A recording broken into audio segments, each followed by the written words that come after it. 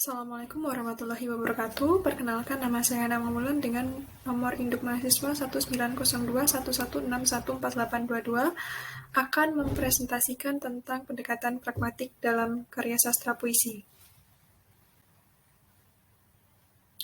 Yang pertama, saya akan menjelaskan tentang apa itu pengertian dari pragmatik. Menurut para ahli yang saya kutip di sini, yang pertama itu menurut Kristal tahun 1987 menyatakan bahwa pragmatik mengkaji faktor-faktor yang mendorong pilihan bahasa dalam interaksi sosial dan pengaruh pilihan tersebut pada mitra tutur. Di dalam teori, kita dapat mengatakan sesuatu sesuka kita. Di dalam praktik, kita harus mengikuti sejumlah aturan sosial, sebagian besarnya tidak disadari yang harus kita ikuti. Jadi, pendekatan pragmatik menurut Kristal ini adalah dalam penggunaan bahasa, kita harus memperhatikan tentang sejumlah aturan sosial yang harus diikuti. Lalu untuk pengertian pragmatik yang kedua, yaitu menurut Verhaar tahun 1996, pragmatik merupakan cabang ilmu linguistik yang membahas tentang apa yang termasuk struktur bahasa sebagai alat komunikasi antara penutur dan pendengar, dan sebagai pengacuan tanda-tanda bahasa pada hal-hal ekstralingual yang dibicarakan. Jadi secara tidak langsung, pendekatan karya sastra melalui pragmatik membahas tentang struktur bahasa yang digunakan untuk menyampaikan sesuatu kepada para pembaca. Selanjutnya yaitu, setelah membaca beberapa pengertian dari para ahli, saya dapat menyimpulkan beberapa pengertian pendekatan pragmatik. Yang pertama yaitu pendekatan pragmatik adalah pendekatan kritik sastra yang ingin memperlihatkan kesan dan penerimaan pembaca terhadap karya sastra. Yang kedua, pendekatan pragmatik merupakan pendekatan yang memandang karya sastra sebagai sarana untuk menyampaikan tujuan tertentu kepada pembaca, seperti tujuan pendidikan, moral, agama, atau tujuan yang lainnya. Dan yang terakhir yaitu pendekatan pragmatik adalah pendekatan kajian sastra yang menitikberatkan kajiannya terhadap peranan pembaca dalam menerima, memahami, dan menghayati karya sastra.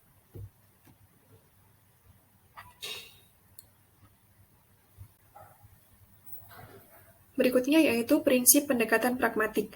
Ada 4 yang akan saya sampaikan di sini. Yang pertama yaitu prinsip 1, otonomi karya sastra dianggap tidak relevan dalam kajian karya sastra.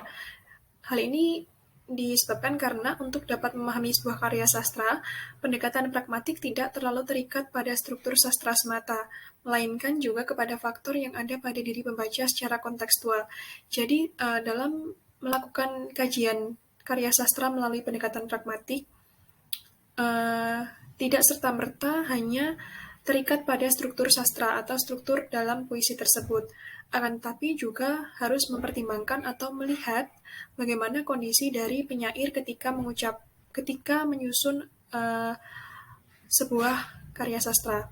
Prinsip yang kedua yaitu pendekatan pragmatik memandang karya sastra sebagai artefak. Maksudnya adalah karya sastra hanya menyediakan sebuah kode makna, sedangkan makna itu sendiri diberikan oleh pembaca melalui proses konkretisasi. Nah, dalam pengertian ini, jadi sebuah karya sastra itu dianggap sebagai suatu artefak yang pada hal memaknainya diserahkan sepenuhnya kepada pembaca.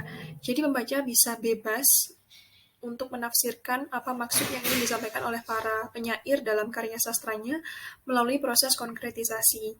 Prinsip yang ketiga yaitu pembaca selalu berubah dan berbeda. Dalam melakukan proses pemahaman dipengaruhi oleh horizon penerimaannya, maka subjektivitas pembaca mungkin berbeda antara satu dengan yang lain.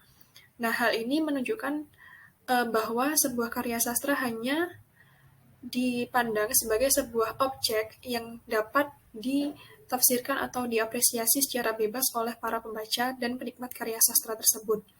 Prinsip yang terakhir yaitu teks sastra selalu menyajikan ketidakpastian makna. Hal ini memungkinkan pembaca untuk memaknai dan memahaminya secara terbuka lebar dan mengapresiasi sesuai persepsi pembaca karya sastra. Ini berkaitan dengan prinsip yang kedua dan ketiga, disebabkan karena sastra merupakan sebuah objek yang dapat diapresiasi dengan seluas-luasnya oleh para pembaca.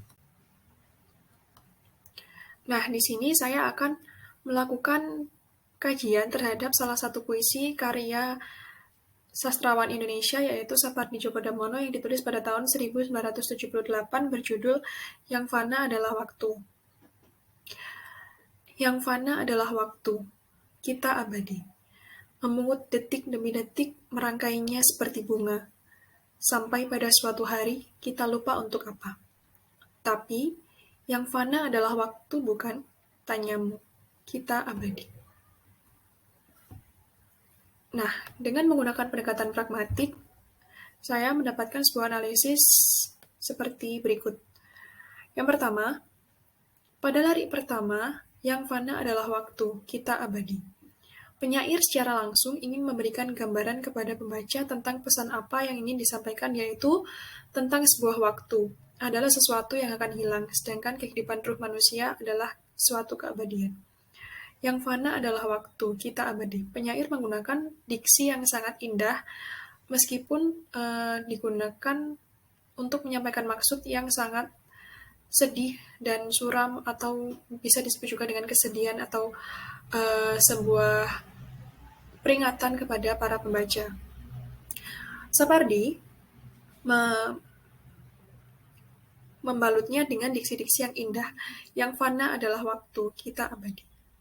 Dan ia ingin menyampaikan bahwa kehidupan di dunia ini hanyalah sementara, hanya sebuah tempat singgah.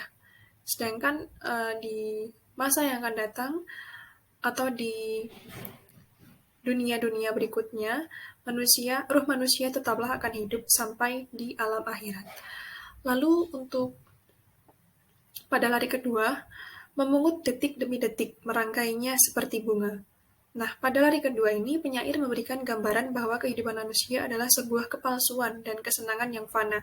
Padahal sebenarnya mereka sedang menghabiskan sisa waktu dengan tipuan kebahagiaan di dunia yang sia-sia.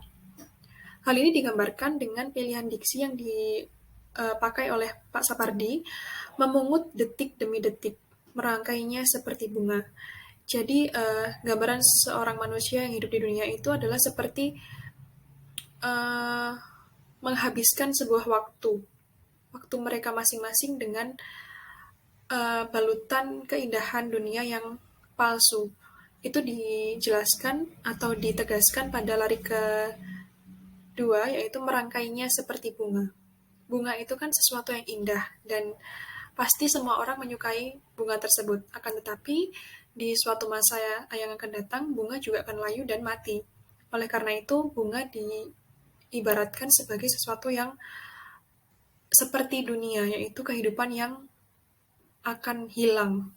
Jadi memungut detik demi detik, merangkainya seperti bunga, ini adalah sebuah kiasan yang digunakan oleh Pak Sapardi untuk menggambarkan tentang sebuah kehidupan di dunia yang memiliki keindahan dan kebahagiaan palsu. Lalu untuk lari berikutnya, sampai pada suatu hari kita lupa untuk apa.